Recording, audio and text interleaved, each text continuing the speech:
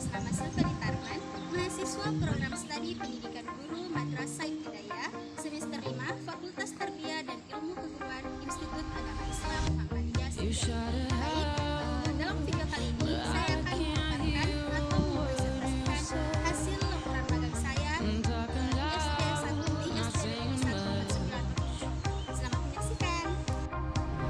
Baik, yang pertama saya akan memaparkan hasil laporan magang 1 yang terdapat 5 inti pembahasan. Yang pertama, pengamatan langsung kultur sekolah. Yang kedua, pengamatan terhadap unsur pembangunan kompetensi dasar pedagogik, kepribadian, dan sosial.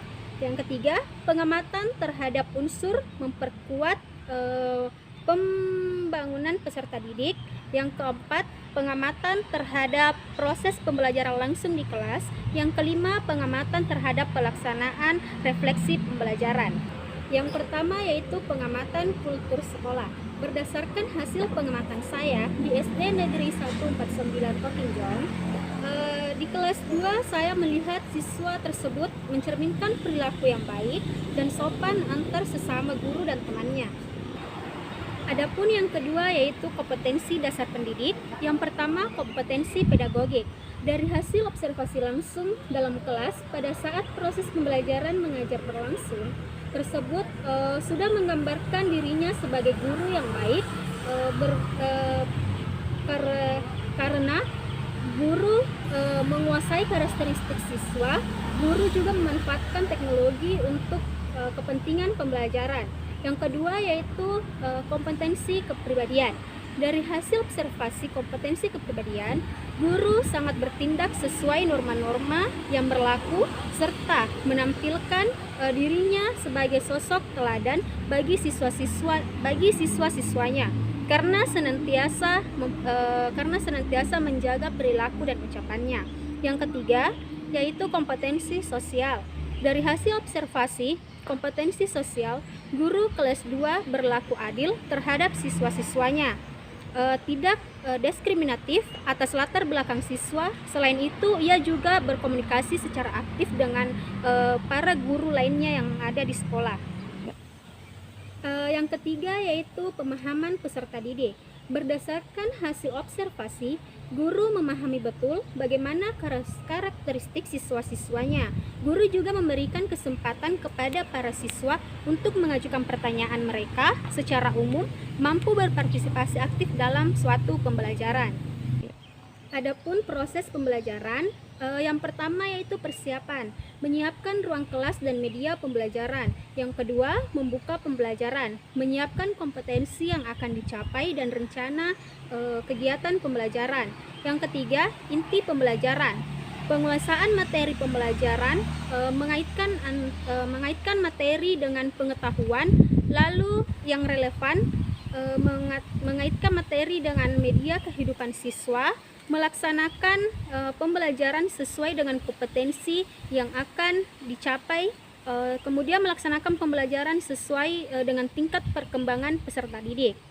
Adapun yang keempat yaitu menutup pembelajaran, yaitu menyusun rangkuman dan menyimpulkan dengan melibatkan siswa, kemudian memberikan pengayaan dan tindak lanjut, memberikan informasi pada siswa untuk berpotensi berikutnya.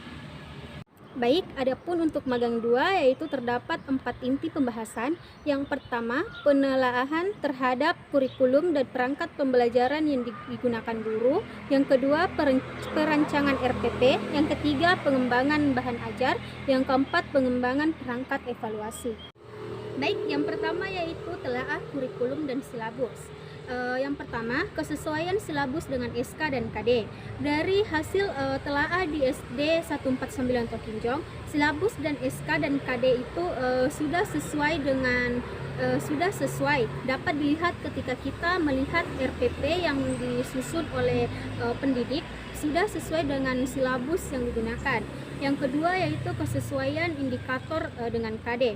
Dari hasil telaah yang saya lakukan mengenai kesesuaian indikator dan KD, yang dirumuskan sudah sesuai dengan KD yang ada, karena indikator merupakan turunan dari KD. Yang ketiga, kesesuaian materi dengan KD. melihat dari beberapa RPP yang telah disusun oleh pendidik, dapat dikatakan materi yang diajarkan sesuai dengan KD yang ada. Yang keempat yaitu belajar dengan konteks latar belakang siswa.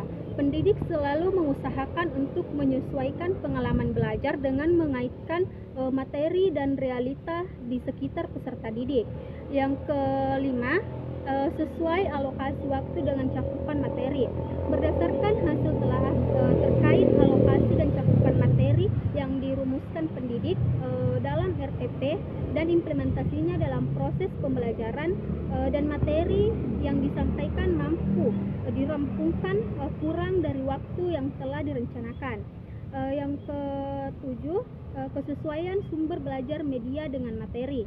Berdasarkan hasil telaah di SD 149 mengenai kesesuaian sumber belajar teruntuk materi dengan sumber belajar sudah sesuai karena pendidik menyampaikan materi sesuai pada buku guru dan buku siswa sehingga tidak ada kesenjangan di antaranya. Adapun media yang digunakan pendidik adalah media buku cetak. Pun yang kedua yaitu telaah perangkat pembelajaran atau RPP. Perumusan indikator kesesuaian dengan KD. Berdasarkan telaah yang saya lakukan, indikator yang dirumuskan oleh pendidik diturunkan dari KD dan tidak ada kesenjangan antara keduanya karena indikator harus selaras dengan KD. Yang kedua, perumusan indikator kejelasan rumusan atau menggunakan kata kerja operasional. Indikator yang dirumuskan, pendidik menggunakan kata kerja operasional atau KKO dalam RPP yang disusun oleh pendidik, biasanya menggunakan kata menjelaskan, mempresentasikan, dan KKO yang dipilih sesuai dengan kondisi peserta didik. Adapun yang ketiga yaitu skenario atau pengalaman belajar atau tahap kegiatan pembelajaran minimal berdasar format EEK. Berdasarkan hasil pengamatan dalam proses pembelajaran, dapat disimpulkan bahwa skenario pembelajaran telah disesuaikan dengan format EEK dalam masa pandemi ini. Sebagaimana di awal pembelajaran, pendidik menyampaikan materi pembelajaran selanjutnya, pendidik melakukan kegiatan elaborasi seperti memfasilitasi peserta didik melalui pemberian tugas, mengerjakan latihan soal yang ada pada buku ajar. Pendidik melakukan kegiatan konfirmasi seperti memberikan umpan balik, penguatan terhadap tugas yang diberikan kepada peserta didik. Selanjutnya, skenario atau pengalaman belajar atau tahap kegiatan pembelajaran berdasarkan pada active learning, student centered learning atau pemberdayaan siswa. Pendidik dapat dikatakan telah menerapkan active learning. Study centered dapat kita lihat dalam proses pembelajaran di mana pendidik menyajikan bahan ajar atau buku ajar, kemudian dapat dilihat dan dipelajari peserta didik.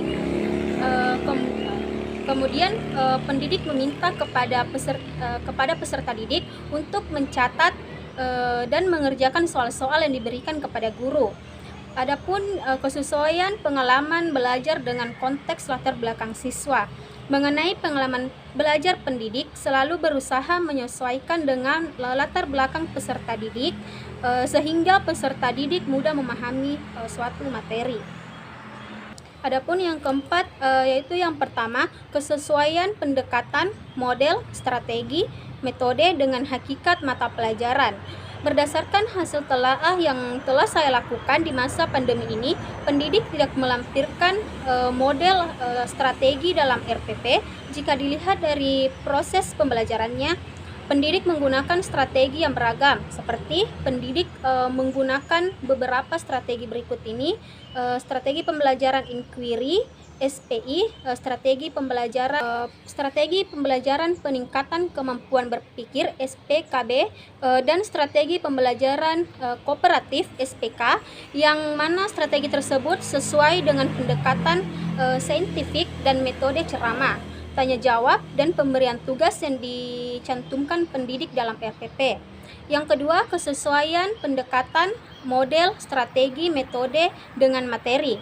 Kesesuaian antara pendekatan, model, strategi, metode dengan materi jika dilihat dari kegiatan pembelajaran bisa dikatakan sesuai, meskipun model dan strategi pembelajaran tidak tercantum dalam RPP, namun kita bisa mengacu pada proses pembelajaran.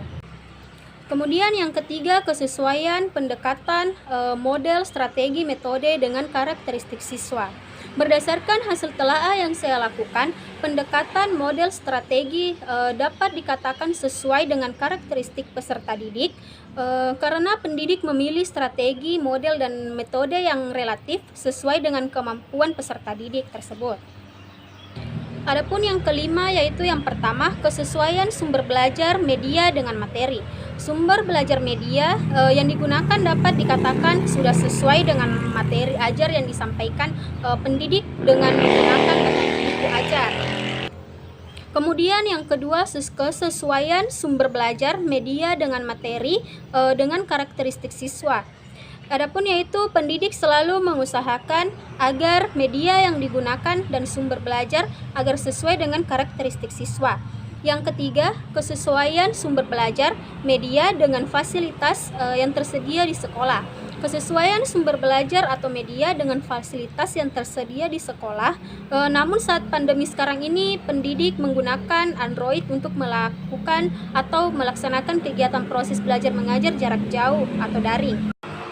Pembahasan yang ketiga yaitu telaah perangkat pembelajaran atau bahan ajar. Yang pertama, kesesuaian bahan ajar dikembangkan dari kompetensi dasar. Berdasarkan hasil telaah tentang kesesuaian antara bahan ajar dengan KD, bahan ajar dikembangkan dengan memperhatikan KD.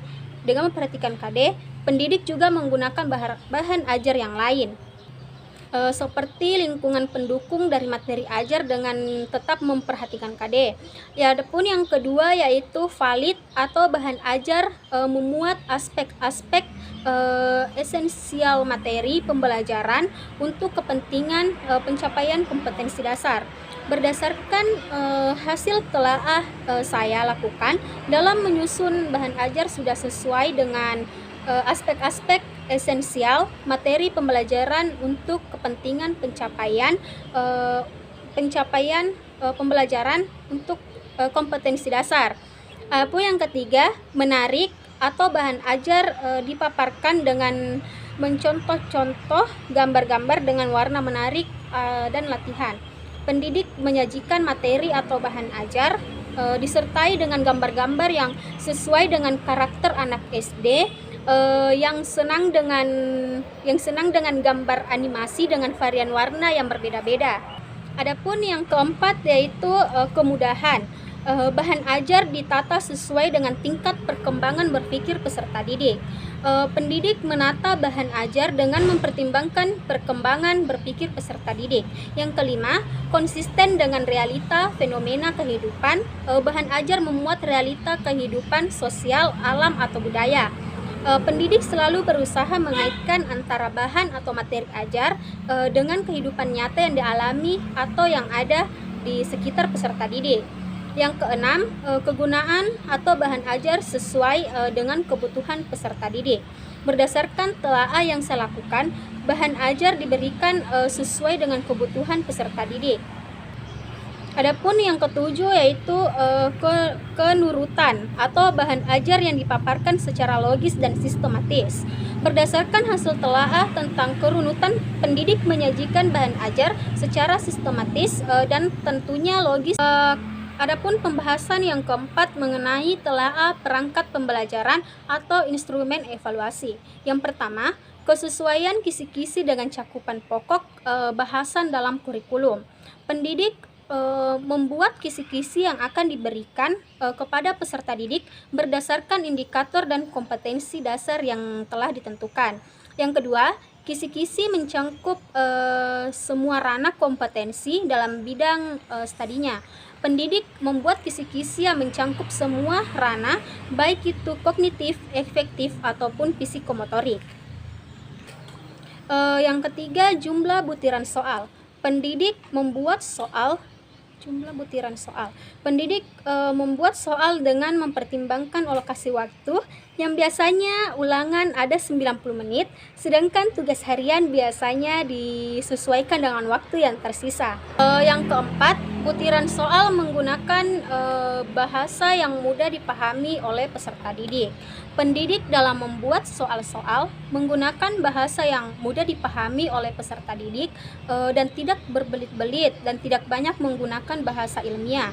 Yang kelima, kesesuaian pilihan soal dengan tingkat perkembangan berpikir peserta didik. Berdasarkan hasil telaah pendidik memiliki soal dengan mempertimbangkan tingkat kesukaran soal tersebut. Jadi pendidik tidak memberikan soal yang mudah semua, namun memberikan soal yang mudah, sukar, dan sedang. Adapun yang keenam, yaitu kunci jawaban tersedia dan sesuai dengan butiran soalnya. Sebelum memberikan soal kepada peserta didik, pendidik telah membuat kunci jawaban soal tersebut, baik itu soal dari buku paket ataupun soal yang dibuat sendiri oleh pendidik. Baiklah, itulah tadi hasil pemaparan hasil magang 1 dan 2 saya. Sekian dan terima kasih. Assalamualaikum warahmatullahi wabarakatuh.